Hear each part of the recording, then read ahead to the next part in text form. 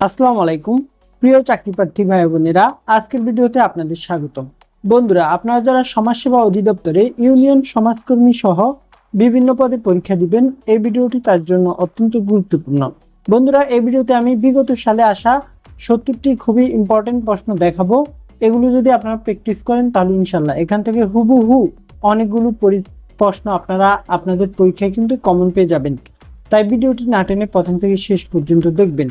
আর বন্ধুরা, আপনাদের প্রতি একটি অনুরোধ থাকবে ভিডিওতে একটি লাইক দিয়ে দেওয়ার এবং চ্যানেলটি যারা সাবস্ক্রাইব করেননি তারা সাবস্ক্রাইব করে দিবেন। তাহলে চলুন শুরু করি। বন্ধুরা, এখানে প্রথম প্রশ্নটি হলো the sky is dash us, fill in the blank. উত্তর হচ্ছে above us. The sky is above us অর্থাৎ আকাশ আমাদের উপরে অবস্থিত। কোনো কিছুর উপরে স্পর্শ না করে বোঝাতে প্রিপোজিশন অ্যাবোভ বসে। আকাশ যেহেতু আমাদের মাথাকে স্পর্শ করে না, তাই the sky is above us হবে। Which one of the following sentence is correct? Never tell a lie. এই সেন্টেন্সটি কারেক্ট। এটি একটি ইম্পারেটিভ সেন্টেন্স অর্থাৎ একটা উপদেশমূলক সেন্টেন্স। তারপরে fill in the please be dash when you cross this road. Please be careful when you cross this road. They play football. Write the passive voice of the sentence. Football is played by them. Nasim is dash university student, feel in the blank. উত্তর হচ্ছে Nasim is a university student. এখানে দেখুন university শব্দের উচ্চারণ you এর মতো হওয়ায় বাউল থাকা সত্ত্বেও এর পূর্বে এ আর্টিকেল বসবে। Feminine gender of a cock, cock মানে হচ্ছে মোরগ, এর ফেমাইন জেন্ডার অর্থাৎ স্ত্রীলিঙ্গ হচ্ছে হ্যান, হ্যান অর্থ মুরগি। তাহলে ফুট, ফুটের প্লুরাল হচ্ছে ফিট, অর্থাৎ ফুট মানে পায়ের পাতা, এর বহুবচন হলো ফিট। তারপর which one of the following is ফেমাইন gender. ফেমাইন gender হচ্ছে হ্যান, হ্যান হচ্ছে মুরগি, এর হচ্ছে মাস্কুলার জেন্ডার হচ্ছে কক। তাহলে which of this is an adverb. Adverb হচ্ছে কুইকলি, কুইকলি হচ্ছে অ্যাডভার্ব। তারপর which is correctly spelled. Correctly spelled হচ্ছে কার্বোহাইড্রেট, CARBOHYDRATE,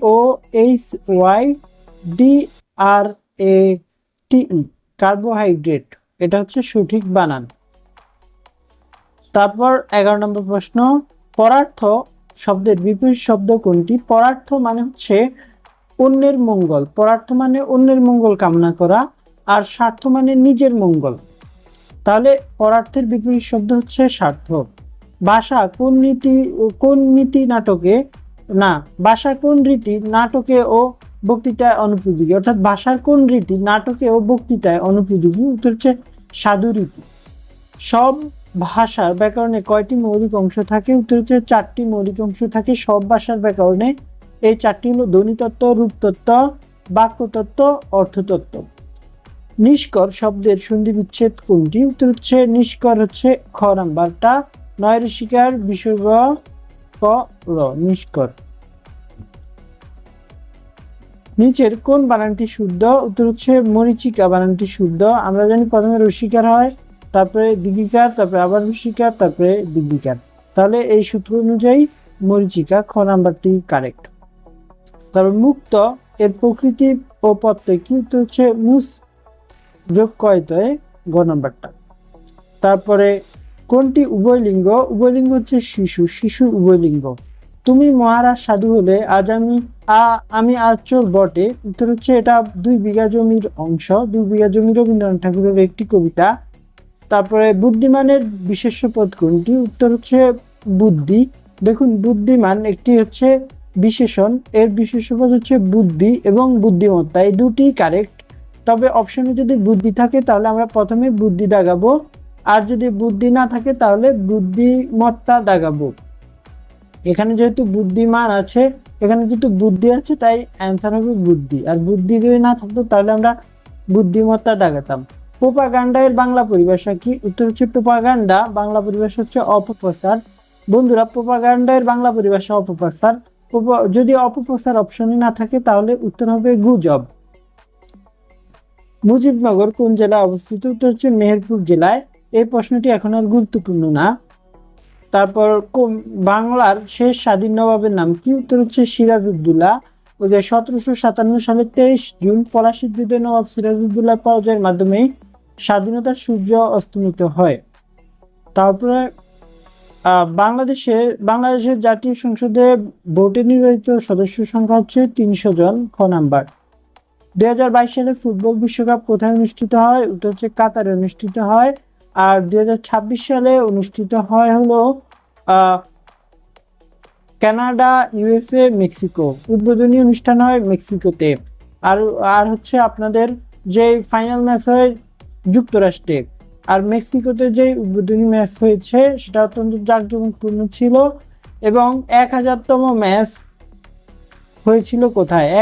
1000তম ম্যাচ জাপান জয়যুক্ত হয়। জাপান 4 গোলে জয়যুক্ত হয় 1000তম ম্যাচে। তারপরে ফিফার প্রথম ম্যাচ অনুষ্ঠিত হয়েছিল উরুগুয়েতে। প্রথম বিশ্বকাপ অনুষ্ঠিত হয়েছিল আর্জেন্টিনা এবং উরুগুয়ের মধ্যে। এবং প্রথম বিশ্বকাপের ফাইনালে আর্জেন্টিনা উরুগুয়ের কাছে 4 গোলে হেরে যায়। তাহলে এই প্রশ্নটাও ইম্পর্টেন্ট যে প্রথম বিশ্বকাপ কে জয়ী হয়? উত্তর হচ্ছে উরুগুয়ে। তারপরে আর 2026 বিশ্বকাপ জয়ী হয় কোন দল? স্পেন। তারপরে আবার তোরা মানুষ, এই চলচ্চিত্রটির নির্মাতাকে? উত্তর হচ্ছে খান আতাউর রহমান। তারপর জনসংখ্যার ভিত্তিতে বাংলাদেশ বিশ্বের কততম বৃহত্তম রাষ্ট্র? উত্তর হচ্ছে 8ম। তারপর বাংলাদেশে শহীদ বুদ্ধিজীবী দিবস কোন তারিখে পালিত হয়? 14 ডিসেম্বর। পরবর্তী প্রশ্ন,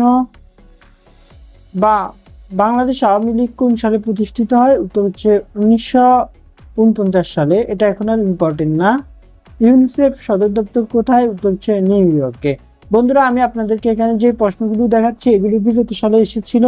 এগুলো খুবই গুরুত্বপূর্ণ, তাই পুরো ভিডিওটি অবশ্যই দেখবেন। তারপরে পেরুর রাজধানী কোনটি? উত্তর হচ্ছে পেরুর রাজধানী হচ্ছে লিমা। দেখুন, দক্ষিণ আমেরিকার দেশ পেরুর রাজধানী হচ্ছে লিমা। ভিয়েনা হচ্ছে অস্ট্রিয়ার রাজধানী। তারপরে বাংলাদেশের জাতীয় পতাকার বর্তমান ডিজাইনার কে? কামরুল হাসান বর্তমান ডিজাইনার। আর প্রথমে যে নকশাটা ছিল সেটা শিবনারায়ণ দাসের। সেটার ভিতরে মানচিত্র ছিল, মানে গোল বৃত্তের ভিতরে একটা মানচিত্র ছিল, সেটা প্রথম ছিল। সেটা তৈরি করছিলেন শিবনারায়ণ দাস। আর বর্তমানে মানচিত্র ছাড়া শুধু লাল বৃত্ত, সেটা লাল বৃত্ত আর চারিদিকে সবুজ, সেটা হচ্ছে কামরুল হাসানের। পৃথিবীর সবচেয়ে বড় ও গভীর মহাসাগর কোনটি? উত্তর হচ্ছে প্রশান্ত মহাসাগর। প্রশান্ত মহাসাগরের ইংরেজি হচ্ছে প্যাসিফিক সাগর। এই প্যাসিফিক সাগরের গভীরতম স্থান হচ্ছে মারিয়ানা ট্রেঞ্চ। তারপরে এই মারিয়ানা ট্রেঞ্চ প্রায় 3600 ফুট গভীর। তারপরে হচ্ছে কবর নাটকটির রচয়িতাকে? কবর নাটকটির রচয়িতা হচ্ছে মুনির চৌধুরী। তারপরে পরবর্তী প্রশ্নটি হলো 34 নম্বর প্রশ্ন। সিনোনিম অফ দ্য ওয়ার্ড অ্যাবান্ডেন্সের সিনোনিম কি? অ্যাবান্ডেন্সের সিনোনিম হচ্ছে প্রাচুর্য বা প্ল্যান্টি। তাহলে পরবর্তী প্রশ্ন 35 নম্বর। সমকোণী ত্রিভুজের সমকোণের বিপরীত বাহুকে কি বলে? দেখুন, সমকোণী ত্রিভুজের সমকোণের বিপরীত বাহুকে অতিভুজ বলে। কিভাবে সেটা দেখাচ্ছি। এই ধরুন হচ্ছে একটা সমকোণী ত্রিভুজ আমরা আঁকলাম। এটা হচ্ছে একটা সমকোণ। যে ত্রিভুজের একটি কোণ সমকোণ, অর্থাৎ 90 ডিগ্রি একটি কোণ, তাকে বলে সমকোণী ত্রিভুজ। তাহলে এটা যদি সমকোণ হয় তাহলে এর বিপরীত বাহু এটা হলো একটা অতিভুজ। হ্যাঁ, তাহলে সমকোণী ত্রিভুজের সমকোণের বিপরীত বাহুকে অতিভুজ বলে।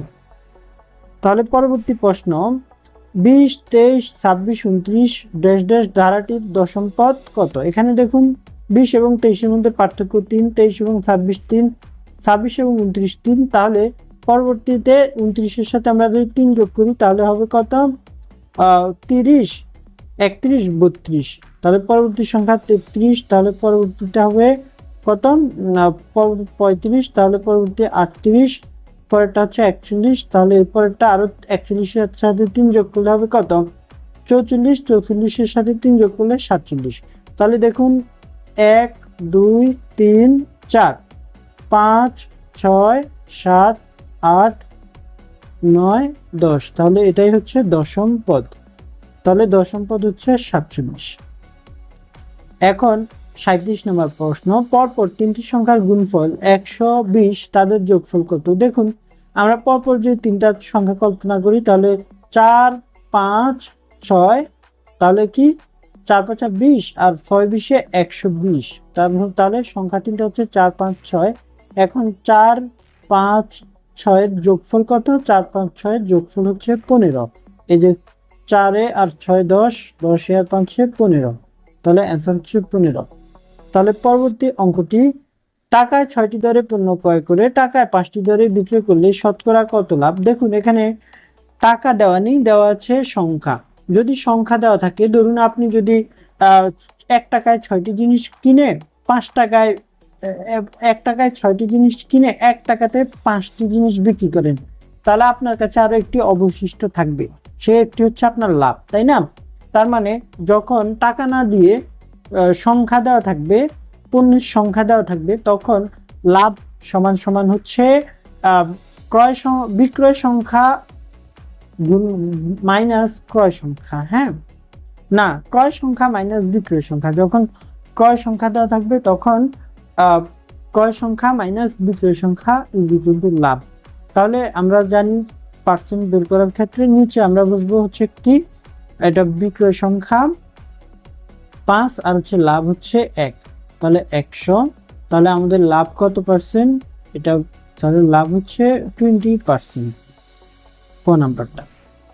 এখন পরবর্তীতে দেখুন 39 নম্বর প্রশ্ন, 1050 টাকার 8% নিচের কোনটি? তাহলে 1050 গুণন 8%, এটা সিম্পলি গুণ করলে কাটা, তারপর হচ্ছে আমাদের আর হচ্ছে দেখুন 10.5 গুণন 8, তাহলে 8 10 80, আর হচ্ছে 8 এর 2 ভাগ হচ্ছে কত? 8কে 2 হাফ দ্বারা ভাগ করলে হয় হচ্ছে 4, তাহলে 8 10 80 84 অ্যান্সার। তাহলে অ্যান্সার হচ্ছে এটা। তাহলে আমরা পরবর্তী প্রশ্নটি দেখি 40, a + b 8, ab 15, a square minus b square সমান কত? a square minus b square is equal to a + b into a minus b। দেখুন এখানে এই যে a + b এর মান দেওয়া আছে, আমাদের a - b এর মান দেওয়া নেই, সেজন্য আমরা বের করব। এখানে বের করার ক্ষেত্রে এই যে এই সূত্রটি প্রয়োগ করতে হবে, a - b whole square is equal to a + b whole square minus 4ab। তাহলে 8a স্কয়ার মাইনাস হচ্ছে 4ab, 4ab এর মান হচ্ছে 15, তাই এখানে 15 বসিয়ে দিলাম। তাহলে 64 থেকে 60 বাদ দিলে 4, আবার এই ab এর মান তাহলে রুট ওভার করে দিলে 2 হবে ab এর মান, তাহলে 8 গুণন 2 সমান সমান 16। তাহলে পরবর্তী অঙ্কটি আমরা এখন দেখব। অর্থাৎ বন্ধুরা এখানে এই যে আপনাদের যে পরীক্ষাটি হলো, এই যে সমাজসেবা অধিদপ্তরের যে পরীক্ষাটি হয়েছিল, এটা 2018 সালে অফিস সহায়ক পদে এই পরীক্ষাটি হয়েছিল। এই পরীক্ষায় 40টি প্রশ্ন ছিল, আপনাদেরকে এই 40টি গুরুত্বপূর্ণ প্রশ্ন দেখালাম। ইনশাল্লাহ এখান থেকে আপনাদের পরীক্ষায় বেশ কয়েকটি প্রশ্ন ইনশাল্লাহ কমন পেয়ে যেতে পারেন। তাই ভিডিওটিতে ভালো লাগলে একটি লাইক দিয়ে দিবেন। আজকের মতো এ পর্যন্তই, আল্লাহ হাফিজ।